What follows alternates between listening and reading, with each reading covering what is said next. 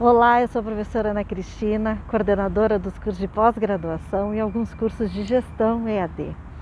Hoje eu estou aqui convidando você para fazer um tour pela nossa instituição, para que você conheça a nossa estrutura e saiba como nós estamos aqui trabalhando para trazer para você a segurança que você precisa no seu estudo aí, na sua casa. Essa aqui é a instituição que vai ser a ponte para os seus sonhos. A ponte para que você possa construir conhecimentos sólidos, independentes, com autonomia, com flexibilidade. Aquilo que você busca para otimizar o seu tempo e melhorar toda a sua condição de oportunidades que a vida vem a te proporcionar. Vamos fazer um tour comigo? Vou começar mostrando para vocês aqui a nossa sede, o nosso polo de atendimento de Taguatinga, tá? Aqui nós temos cursos de graduação e pós-graduação ofertados no EAD. Essa equipe ela trabalha para trazer para vocês todas as soluções possíveis para que você possa ter uma experiência boa aqui durante o seu desenvolvimento. Nossa equipe de atendimento, ela trabalha aqui todos os dias, das 8 às 18, para poder trazer para vocês a melhor solução daquilo que vocês tenham eventualmente de problemas em relação a matrículas, transferência de curso, renovações. Tá? Então, o primeiro contato de vocês é com essa equipe. Depois que você pagou a sua primeira matrícula e a primeira mensalidade, você é direcionado já para uma outra equipe de atendimento, que é para lá que a gente está indo agora, né? A instituição, ela tem muita tradição aqui em Brasília. Somos um campus aqui, ó, bem amplo. E eu convido a que vocês, quando a gente passar esse momento de pandemia, venham conhecer a instituição, que também é a casa de vocês. Esse ambiente é um ambiente muito acolhedor. A gente preza bastante pelo espaço, cuida do espaço, né, para que a gente possa estar vivendo bem, né, dentro da nossa construção de conhecimento. Esse aqui é o nosso bloco F, que é o bloco da fisioterapia, né? Temos aqui uma área verde muito grande, que é para acolher os nossos estudantes quando estamos com as aulas presenciais, né? Aqui na faculdade, aqui na universidade. Aqui é o bloco central, né? Da Universidade Católica, onde a gente está chegando, onde tem a entrada do atendimento, que a gente aqui chama de atende, tá? Ali você também vai poder resolver todos os seus problemas em relação à emissão de boleto, matrícula, tá? Então, a gente tem vários canais para poder te atender. Então, a gente está chegando aqui. Essa aqui no Campus 1, né? De Águas Claras, Taguatinga, Universidade Católica de Brasília. Vamos lá? Então, quando você chegar aqui, você se encaminha, né? Tem lugar para parar o carro, tem estacionamento, bem tranquilo chegar aqui. Aí você chega aqui na entrada principal, por conta da restrição que estamos vivendo, né?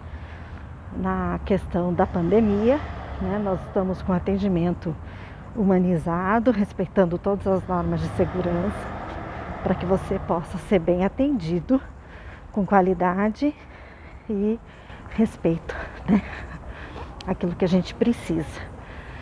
Esse aqui é o nosso atendimento, né? Sempre pautando por essa segurança. Temos que primar pela celeridade no atendimento de vocês. Você vem aqui, pega a sua... Tem até o álcool aqui para você limpar a sua mão. E aqui é a Universidade Católica. Quiser acesso ao prédio central, temos as salas de aula subindo aqui no andar de cima. Temos uma estrutura de apoio para alimentos, né, rápidos aqui, umas máquinas. Temos também aqui a Cacau Show, um atendimento bancário, né, do Santander. Aqui temos os quadros de avisos, onde você tem avisos de professores, coordenadores, ó, tem uma volta 360 aqui. Aqui a gente continua caminhando pela parte de baixo da universidade, né? Todo o terminal de autoatendimento, uma facilidade muito grande para os nossos estudantes. Temos aqui a capela na nossa instituição. Também temos o centro de pastoralidade, que cuida dos nossos estudantes. A entrada da reitoria, né, onde nós temos acesso aos nossos reitores, pró-reitores e a reitoria acadêmica. Nosso pátio de convivência, né, onde nós aqui podemos conversar, trocar ideias, né, iconicamente, né, o nosso símbolo ali atrás. E você vai ver que nessa estrutura nós pensamos na qualidade do que oferecer para os nossos estudantes. Então nós temos centros de convivência com conexão Wi-Fi e também pontos de energia para que você possa conectar o seu tablet, seu notebook, seu telefone e possa estar estudando, conversando, trocando, pesquisando, tudo ao mesmo tempo. Passando aqui por essa estrutura, nós temos, caminhando para lá, toda a parte de alimentação, né? Então temos ali a cantina, a fada, um restaurante, temos a cantina dos hambúrgueres e todo o prédio administrativo. Espero que você goste daqui, que você tenha a oportunidade de vir nos visitar.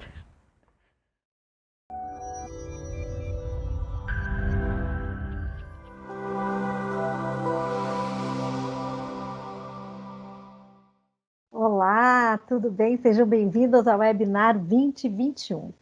Hoje você é o nosso convidado para poder escutar um pouquinho sobre o que é o teletrabalho. Hoje vivemos uma realidade de transformação, uma mudança radical dos nossos meios de trabalho, da nossa conexão com o nosso lar, né? Hoje o nosso escritório está dentro da nossa casa, que era o nosso refúgio. Como equilibrar isso? Como trazer isso com produtividade para a empresa, sem perder a qualidade daquilo que a gente está vivendo dentro de casa? Como fazer com que tudo que a gente está vivendo seja um caminho de aprendizado e não refutar aquilo que está sendo colocado para nós, não assumir só como uma obrigação. Para isso eu trouxe duas pessoas que trabalham e estudam, né, com teletrabalho, sabem do assunto, são pesquisadoras do assunto, e elas vão se apresentar um pouquinho para vocês. Aí eu convido a Juliana e a Lucineide para que se apresentem. Por favor, primeiro a Juliana. Seja bem-vinda, Juliana. Olá, obrigada, Ana, pelo convite. Será um prazer conversar com a Lucineide. Eu sou servidora pública desde 2010. Desde 2016 eu estudo o tema teletrabalho, mais especificamente no setor público, mas já fiz também revisões na iniciativa privada de artigos científicos publicados a partir dessas experiências. Atualmente faço doutorado em administração pela UNB, continuo estudando o tema. Trabalho na coordenação geral de desenvolvimento de pessoas da presidência, né, vinculada à secretaria-geral. Eu atualmente faço parte, né, integro o grupo de pesquisa e trabalho, coordenado pela minha orientadora, professora Gardênia Abad. Também integro o grupo Trabalho e Transformação do CRA São Paulo e a rede internacional ITA, né, que é atualmente coordenada pelo brasileiro Álvaro Melo, que foi então fundador da Sobrate no Brasil há 20 anos. Obrigada, Juliana. Lucineide, por favor, se apresente. Prazer estar aqui, gente, é uma delícia sempre esse bate-papo com a Ana. Ju, que delícia conversar com você. E nós fizemos parte, né, da mesma academia, da questão do ITA, também faço parte da Sobrate. Escrevi um livro em relação à questão do teletrabalho. Sou apaixonada pelo tema, estudo ele também já desde antes, né, da pandemia, porque eu já acreditava que seria uma tendência, e aí de repente, pá, a pandemia veio e deu aquela acelerada básica, assim, apertou o FF no tema, e é uma delícia poder conversar sobre ele, Eu adoro teletrabalho, né, desenvolvo também alguns trabalhos com a Joselma Oliveira, com o professor Álvaro Mello. A Joselma foi a primeira gestora a implementar o teletrabalho em órgão público no Brasil, né, então é sempre uma honra poder trabalhar com ela. Eu aprendo muito, né? Sempre, constantemente, que, aliás, acho que a gente está vivendo todo um processo de mudança, né? Porque tudo que a gente estudou um pouco antes da pandemia, veio a pandemia e aí traz novas informações, novos resultados, sai pesquisas aí mostrando, apontando para a gente uma série de coisas, e é gostoso, né? É uma coisa que está muito viva. Obrigada, Lu. Bom, a pergunta que eu tenho, né, principal a fazer vocês, dentro dessa realidade do teletrabalho, aonde está o nosso ponto fraco? Por que o teletrabalho ainda é visto com alguma resistência pelas organizações, pelos gestores, inclusive pelas pessoas mesmo do ambiente de trabalho, né, enquanto uma nova realidade, né? Onde vocês acham que está essa fragilidade? Eu vejo que o cerne, né? Eu acho que seria muito reducionista falar que tem uma questão só, mas tentando simplificar, a gente precisa levar em conta que esse modelo que vinha, né, predominando, ele vem de muitos anos, né? Ele vem de séculos. E os gestores, historicamente, aprenderam que fazia parte do trabalho deles olhar, né? Olhar a execução do trabalho, olhar para assegurar que o trabalho estava sendo feito, né? Se a gente se reporta às primeiras revoluções, é isso que a gente estuda na administração e eventualmente em outras disciplinas também, né? Na graduação ou na pós-graduação. Então, desmistificar isso é um exercício diário. Algumas organizações conseguiram experienciar isso muito antes da pandemia. Não que a pandemia tenha deixado de ser um desafio para elas também. Por quê? Porque muitas organizações, elas tinham, muitas das vezes, um número reduzido de pessoas em teletrabalho, que é uma situação completamente diferente de você, muitas das vezes, colocar quase 100% de uma organização em teletrabalho, né? E a gente não, e eu aprendo um pouco nessa trajetória, sobretudo de visita aos órgãos, de coletas de dados, que a gente tem que aprender a não presumir nada, né? Eu não deveria presumir, por exemplo, que um gestor ele sabe tudo o que ele precisaria saber para bem gerenciar uma equipe remotamente. Eu não posso presumir que uma pessoa que performa bem presencialmente automaticamente apresentará a mesma performance. Isso, levando em consideração, se nós fizermos um recorte durante a pandemia, o que a gente precisa ter sensibilidade para entender? Eu sempre digo em todas as oportunidades, não só como pesquisadora, mas como trabalhadora, que sou desde 1999, que teletrabalho é trabalho. A gente precisa naturalizar essa modalidade como sendo mais uma das modalidades possíveis, né? E a gente não precisa interpretar teletrabalho como sendo 880. Por quê?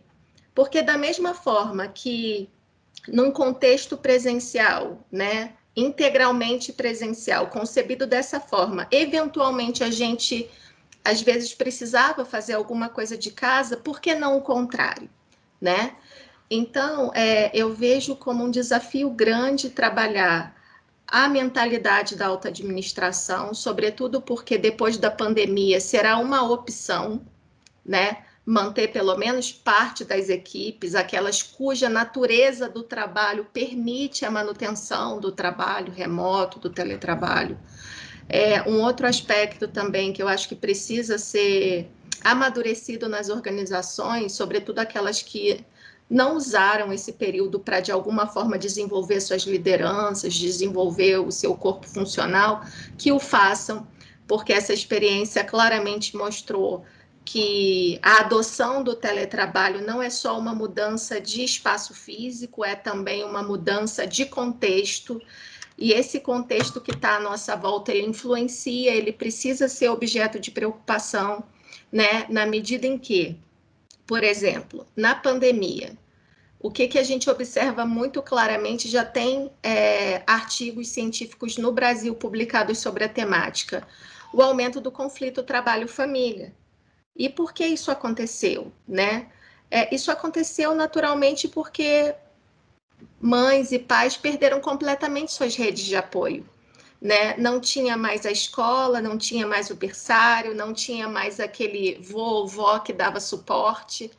Então, a gente observa de forma muito caótica esse início, né? E que começa a ser superado agora em algumas cidades à medida que o ensino presencial volta a ser uma opção ou o ensino híbrido se torna uma opção. Então, é um bate-papo que eu teria madrugada dentro, mas eu vou passar então para a Lu também falar um pouco sobre isso, mas eu vejo muito como uma grande oportunidade de desenvolvimento de pessoas. Pois é, eu acho que o gargalo aí tem três grandes questões. Primeiro, disciplina, a gestão de processo, gestão de pessoas.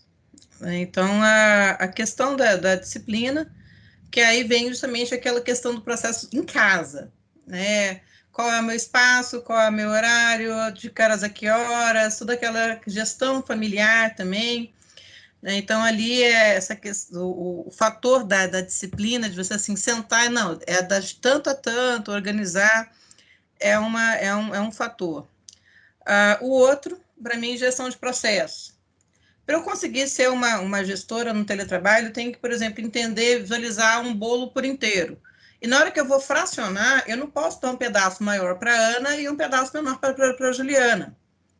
Entendeu? Sendo que as duas vão receber a mesma coisa, a mesma função, não é certo, não é justo, e eu julgar o trabalho das duas da mesma forma. Sendo que eu dei né, muito mais trabalho para a Ana do que para a Juliana. Então, é essa questão de entender o processo, de saber fracionar, e a questão de gestão de pessoas, que é enxergar além das telas. Né? Entender se o que está passando, o que pode estar passando, é a questão da própria empatia que você tem. Não, olha, fulano não entregou aquele fator que tinha que entregar 2 horas da tarde, mas às vezes é porque está com algum doente, algum membro da família que pegou Covid, algum filho que está nesse processo aí complicado, às vezes está todo mundo em casa, e aí ele, né, N coisas que a gente sabe que tem em família, e aí é sempre enxergar um pouco também para fazer a gestão das pessoas, né, nesse fator além tela, que é um novo desafio. Né? O gestor ele tem que saber enxergar de maneira diferente também.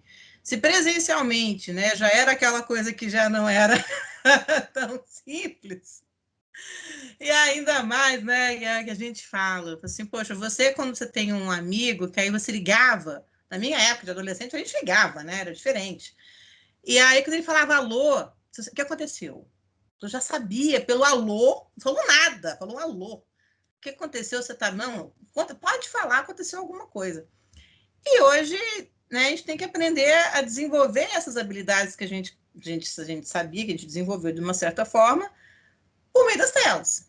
Né? E agora é pela questão do WhatsApp, a maneira como escreveu, o que foi, né? Como é que estava na conferência, na teleconferência. Então, são os novos aprendizados, né? Que aí vem com essa questão de gestão de pessoas. Então, para mim, os gargalos, assim, as grandes temáticas entram nessas três vertentes, né? Disciplina, gestão de processo, gestão de pessoas. É perfeito, vocês colocaram essas situações, né? Eu fico pensando assim, dentro desse processo de gestão de pessoas, gestão de processos, faltou o que exatamente nesse gestor, né? Porque às vezes não é só a empatia, né? A questão de saber se a pessoa tem ou não, como a Juliana falou, as pessoas perderam seus apoios, né? Eu falo, inclusive o empregado doméstico, que era quem fazia tudo dentro de casa, né? Então, você saía para o seu trabalho porque tinha alguém que fazia a função de deixar a sua casa, o seu lar organizado para ser um lar mesmo quando você voltasse do trabalho, né? Que era um ambiente de confraternização e troca dos familiares. E aí tudo se concentrou, né? Era o horário da brincadeira, junto com o horário de trabalho dos pais, junto com o horário do estudo do irmão, e tudo junto e misturado, né? É, não faltou das próprias pessoas que estão em casa terem a confiança de poder abrir isso para os seus gestores, para que ele pudesse ter esse olhar de empatia, né, pelo medo do próprio desemprego, por conta dos seus problemas pessoais? O que vocês acham disso? O que eu acompanhei mais de perto foi a situação na administração pública, que, na minha visão, é uma situação atenuada, né, pela própria característica da estabilidade, enfim. E me preocupava, porque também fui, né, trabalhadora na iniciativa privada por muitos anos, e uma coisa que sempre vinha à minha mente é, meu Deus, como estão essas pessoas que também são seres humanos, são mães, são pais que perderam suas redes e estão ali diuturnamente trabalhando para manter os seus empregos numa situação completamente caótica. O que eu queria dizer é que, com base nos levantamentos que nós fizemos com aproximadamente 9.000 pessoas, dentre as quais 2.000 eram gestores, a gente precisa ter também sensibilidade para identificar, por meio daquilo que eles escreveram, que eles também estavam angustiados, que eles também estavam inseguros, né? E tirar, talvez, o gestor, a gestora, desse patamar de super-herói, porque ele não é, né? Ele também estava diante dessas dificuldades e talvez até com um temor maior, porque era, se eu não gerenciar bem, sinto que eu estou completamente exposto perante a minha equipe, perante os meus superiores, né? Se eu não performar bem, pode ser o final da minha oportunidade nessa organização, pelo menos nessa condição de gestor. Então, eu vejo que quando a gente fala assim, o que faltou, eu acho que não só o que faltou, mas provavelmente o que faltava antes no presencial e o que falta talvez para muitos ainda, que é se despir do medo de demonstrar as fragilidades que nós temos, né? É se despir e falar, olha, eu preciso do apoio de vocês para melhor gerenciar, né? Essa é uma parceria, sabe? Então, assim, nunca precisamos tanto de líderes, nunca precisamos tão pouco de chefes, sabe? Por quê? Porque a realidade se impôs, né? Essa era a realidade com a qual nós tínhamos que conviver e que muitos ainda convivem com ela. Então, pensando nisso, eu queria retomar um pouco do que a Lu falou, porque gestão do tempo era uma demanda de aprendizagem claríssima antes da pandemia entre os que faziam teletrabalho na iniciativa privada. E numa revisão de literatura de 1995 a 2018, a gente só tinha estudos na iniciativa privada. Nós não tínhamos estudos publicados em artigos científicos retratando histórias. Tínhamos livro, mas artigos científicos não tínhamos. E essa carência claramente demonstrava para a gente o quanto eles estavam, digamos, anos-luz à frente. Né? A gente tem aí a experiência da Shell, um artigo publicado em 2010, onde eles concediam aos trabalhadores da Shell uma espécie de ajuda de custo mensal, né? Então já tinha toda uma logística preparada ou minimamente preparada para aquilo que eles enfrentariam na pandemia. Mas, por outro lado, o que a gente observa também? Que não são apenas conhecimentos e habilidades socioafetivas que faltam ao gestor ou ao colaborador. Claramente, nós percebemos também, conseguimos coletar dados que indicam o quê? Que há muita lacuna com relação a habilidades técnicas e instrumentais. São gestores com dificuldade de quê? De fazer essa distribuição equânime do trabalho, né? Não é que eles não queiram ser justos, eles não sabem, muitas das vezes, fazer.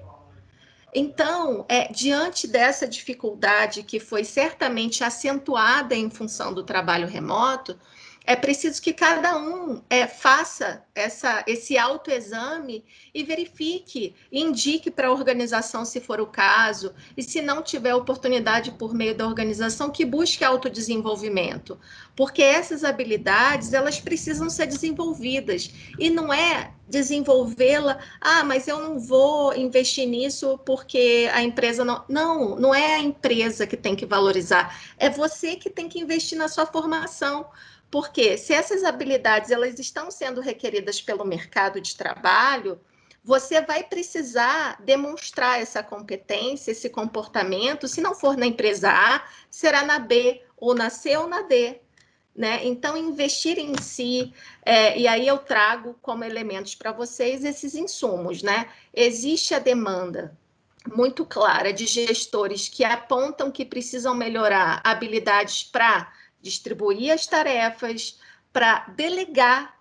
Gente, delegar parece assim, nossa, é tão simples delegar, eu fazia isso no presencial. Não é todo mundo que está na condição de gestor que consegue delegar com tanta facilidade. Isso pode ser aperfeiçoado. Mais delicado do que delegar é o quê? É monitorar, é oferecer feedback, que assim, vocês podem falar, nossa, mas Juliana veio de que planeta? Eu vim do planeta vida real, onde gestores têm dificuldade de delegar, e se você virar para a equipe daquele gestor e falar, você recebe feedbacks? Você é informado sobre habilidades que você poderia desenvolver para entregar um melhor trabalho? As pessoas simplesmente não sabem nem do que eu estou falando.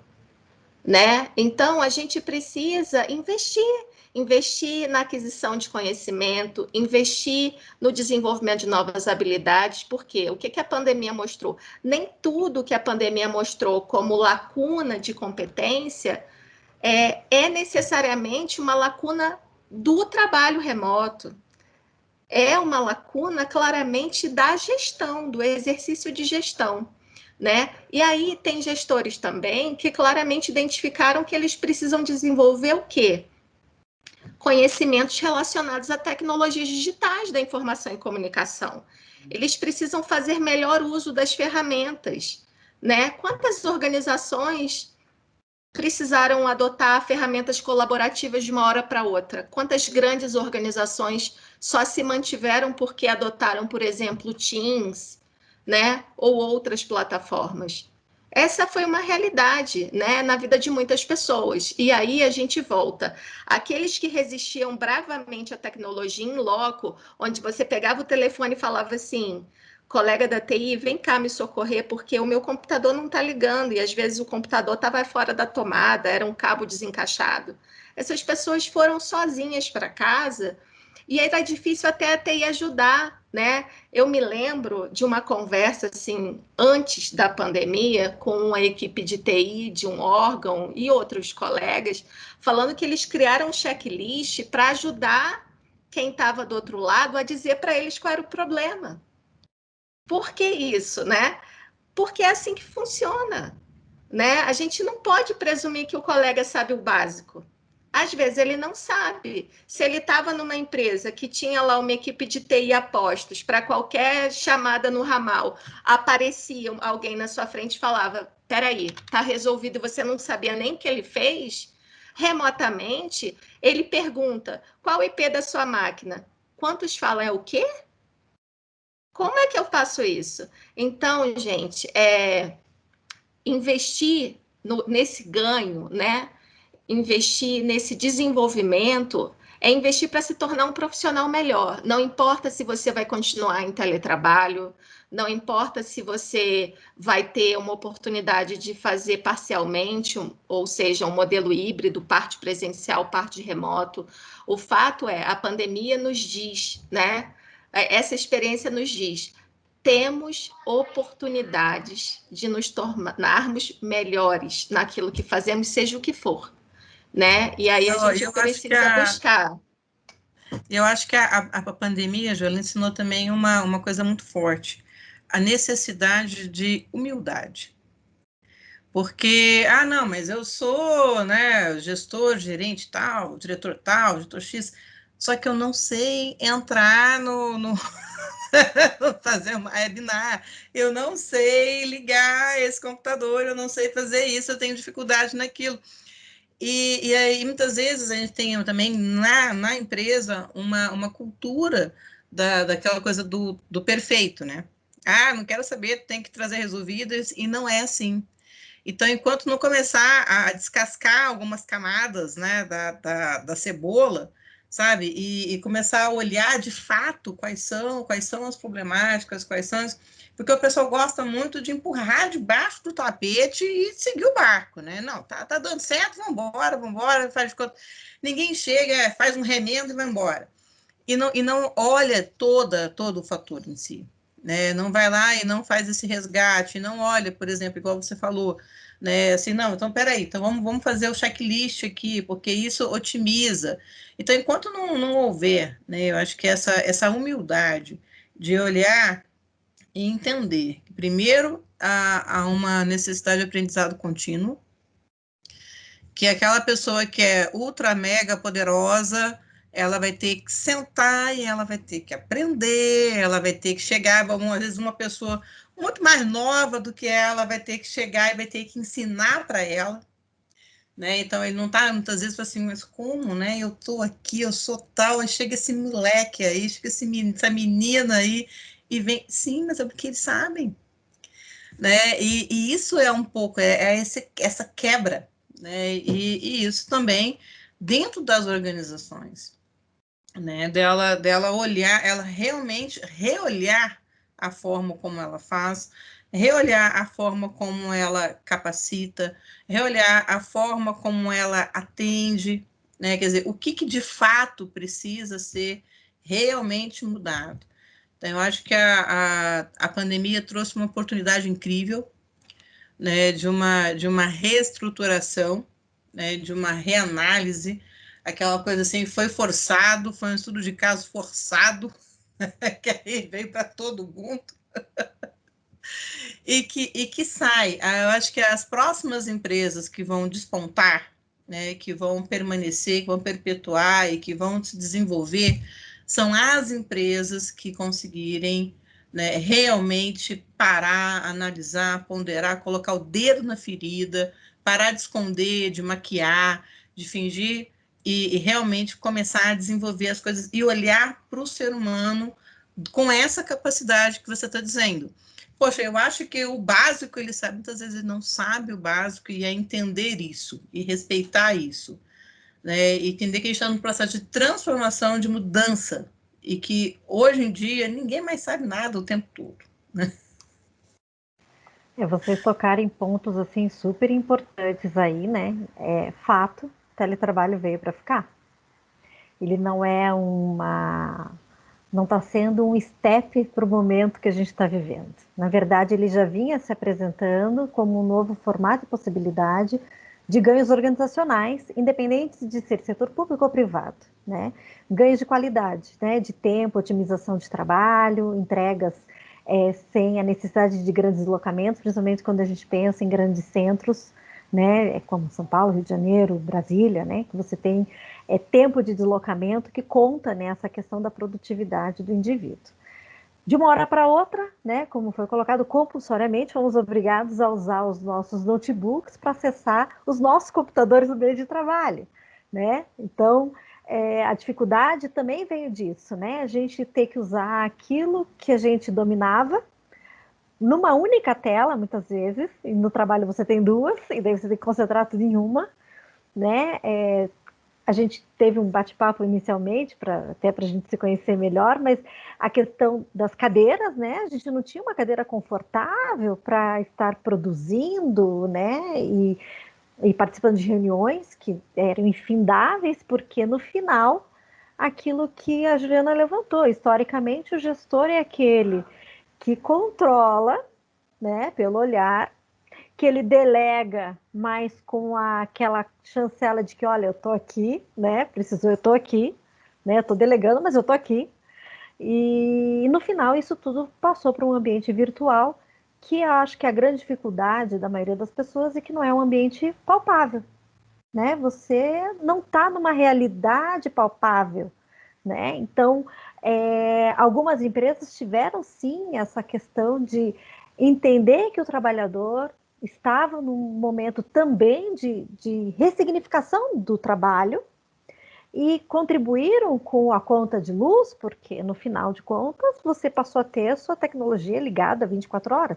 Teve que investir na velocidade da sua internet para não ficar fora das reuniões que aconteciam às vezes em vários momentos com equipes diferentes. Então, esse teletrabalho, ele já era uma realidade e o momento que a gente está vivendo, ele nos obrigou a estarmos todos juntos nesse processo de transformação. E isso revelou alguns talentos e revelou também muitas deficiências.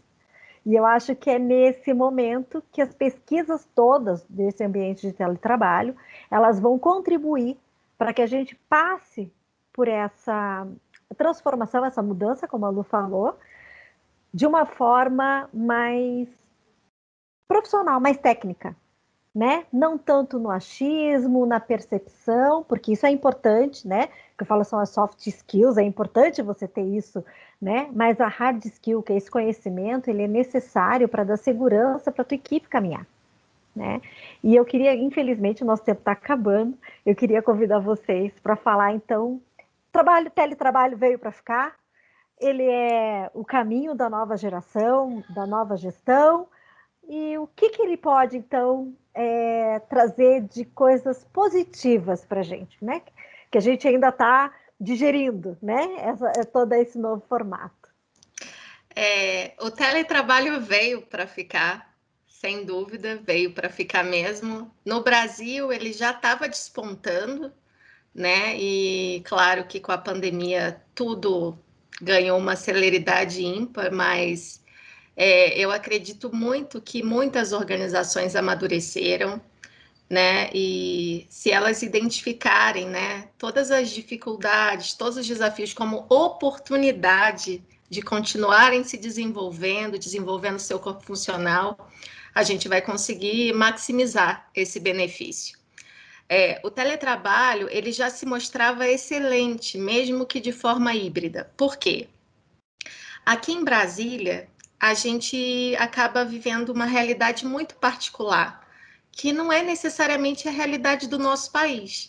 Então, ao viajar, ao conhecer trabalhadores, né, remotos em outros estados, a gente observa o quão maravilhoso pode ser para a qualidade de vida desse indivíduo deixar de usar transporte público 4 horas por dia, 3 horas por dia, né? Está exposto à violência urbana em algumas cidades, né? A possibilidade de realizar as tarefas que exigem maior esforço cognitivo com maior capacidade de concentração, porque numa situação pós-pandemia, né, você vai voltar a ter a sua rede de apoio, as crianças estarão na escola, eventualmente você terá o suporte de alguém na sua casa, né? Queira Deus os avós por perto. Então, existe um cenário muito positivo, tal como já existia antes da pandemia para quem fazia trabalho remoto, né? E o que a gente precisa resgatar? É que, claro, as experiências elas são muito particulares, né? A gente deve evitar as generalizações, por quê? Porque não é todo mundo que quer, e tá tudo bem também a pessoa não querer, mas se a organização oferece essa possibilidade, os estudos científicos fora do Brasil já apontam, isso já é benéfico, isso já repercute na satisfação, porque esse trabalhador sabe que pode fazer, né? O que é completamente diferente se uma organização disser agora, não dá certo, não tem como. Gente, o mundo já viu que dá certo e que tem como. E pode melhorar, né? A verdade é essa, pode melhorar se a gente se desenvolver, pode melhorar se a gente buscar, né, essa verdade do gestor para com o trabalhador e do trabalhador para com o gestor, né? Se a gente claramente tiver nas nossas metas pactuadas, nas nossas entregas, esse compromisso que independe da presença física, se isso tudo tiver muito bem desenhado, se isso tudo tiver um acompanhamento sistemático e as organizações começarem a enxergar os números e o quanto as pessoas estarão mais felizes, mais comprometidas, mais envolvidas, né?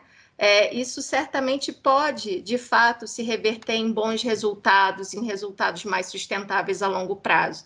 Mas é importante querer, né? Porque a gente torce para que a pandemia vá embora e o querer move muita coisa, né? E para mover muita coisa é preciso trabalhar para que isso seja uma realidade. Então, não espere a pandemia acabar para se observar, né? Para se desenvolver, né, para fazer as melhorias que a Lu bem falou que precisam ser feitas, porque voltar ao presencial não é solução dos problemas que a gente já identificou no trabalho remoto, tenham certeza disso. Eu concordo bem com a Ju, acho que ela está bem por aí. Quando a gente pensa em futuro, tem que olhar as crianças, né? E aí você observa que hoje eles estão plugados, né? Já quase nascem, ao invés da chupeta, pega um celular. E aí você tem essa geração agora que viveu que está vivendo essa questão da pandemia e que aprendeu a aprender, né, via computador. Eles iam para a escola, de repente a escola foi para uma tela. E ele está aprendendo essa questão. Isso, obviamente, reflete, né, como eu tivesse tido um grande treinamento, e isso vai refletir posteriormente no mercado de trabalho. E também a gente tem uma outra questão que entrou, que é quando foi aprovado no final do governo Temer, né, a BNCC, a Base Nacional Comum Curricular, onde ali você tem, por exemplo, nos itinerários formativos, você já atrela teoria prática, e onde você já tem um olhar diferente, eles começam a ser produtivos, e além disso, eles fazem conexões, e eles também têm uma parte, né, 20% pode ser feito na questão EAD. Então, a gente vai começar a ver os alunos sendo produtivos, criando coisas, né, e usando as ferramentas para poder desenvolver lá com o seu grupo, né, os trabalhos que for, por exemplo, na área de empreendedorismo, estão criando uma empresa, então vamos fazer uma reunião virtual, vamos fazer isso, vamos fazer aquilo, né, então, como uma das atividades, estou supondo aqui, em relação à questão do itinerário formativo. Então, a gente vai desenvolver jovens que vão achar natural, vai fazer parte. Você tem hoje escolas de ponta, né, que já não tem o livro físico, o tablet há muito tempo, né? Então, essa comunicação via tela, essa interação via tela, para eles torna-se uma coisa natural. E aí torna-se, então, natural também, no meu olhar, o trabalho, né? O ser produtivo. Então, acho que eles, hoje em dia, fila para eles, você pega um jovem, uma criança hoje, você fala de fila e fica horrorizado, ele não entende o que é fila, porque é como pela internet. Então, por que eu tenho que ir lá na loja X, ficar lá horas, né, para poder fazer, meu Deus do céu, e um banco, ficar 2 horas no banco para ser atendido, gente, tá aqui no computador, tá aqui no celular. Então, assim, são realidades diferentes, por isso que eu acredito, entendeu, olhando o perfil, né, olhando o que vem pela frente, o perfil dessa geração, o que eles estão sendo expostos, que além de tudo, eles vão saber desenvolver o teletrabalho muito bem. Eu acho que nós estamos abrindo as portas para eles, né? Eu acho que tudo que a gente faz, todas as mudanças que a gente coloca a ponta aqui, e que, né, eu sei que a Ju faz um trabalho lindo nessa área, né, para poder impactar o Brasil, né, e transformar gestores, né, para poder ver, eles vão colher o fruto, né? Então, toda a transformação que a gente está vivendo, está arrumando, eles vão, com certeza, vão arrecadar os benefícios, se Deus quiser. Mas acredito sim que não tem, né? Assim, igual quando foi a questão do ensino à distância, em 2003 eu fazia mestrado na UNB com a Eda Castro e a gente ficava e aí lá discutia-se, né, essa questão, ainda se ia ou se não ia, e ela já falava, olha, esquece bem, daqui para frente você só vai ver crescimento. E é a mesma coisa, né? Acredito que vem e não tem como não volta. O EAD veio para ficar, o teletrabalho veio para ficar, então realmente a tecnologia ela está na vida da gente, né? A gente tem que aceitar, se capacitar para isso, né? Porque quanto mais conhecimento a gente tem, melhor a gente consegue se desenvolver, a nossa segurança aumenta também, né? Naquilo que a gente está se apropriando.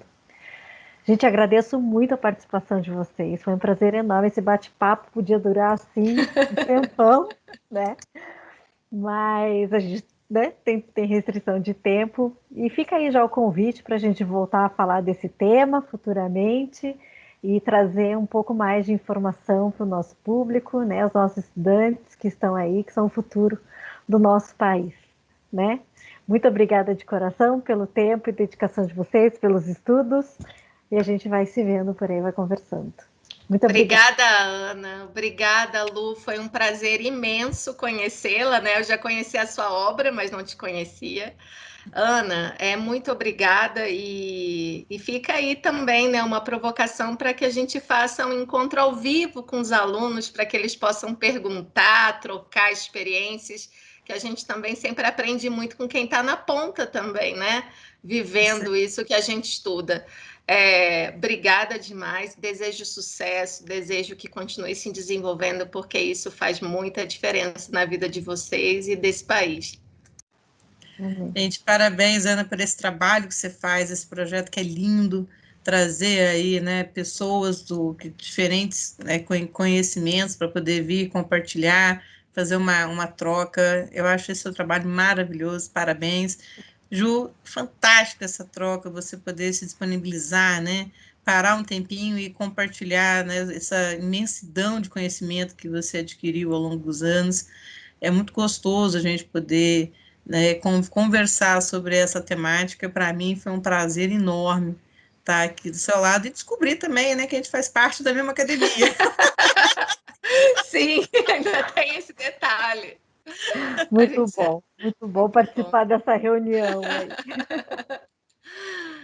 Né, gente? Excelente. Valeu. Muito obrigada e a gente se vê na próxima. Até a Tchau, próxima. tchau. Tchau, Até, tchau. tchau, tchau. Tchau.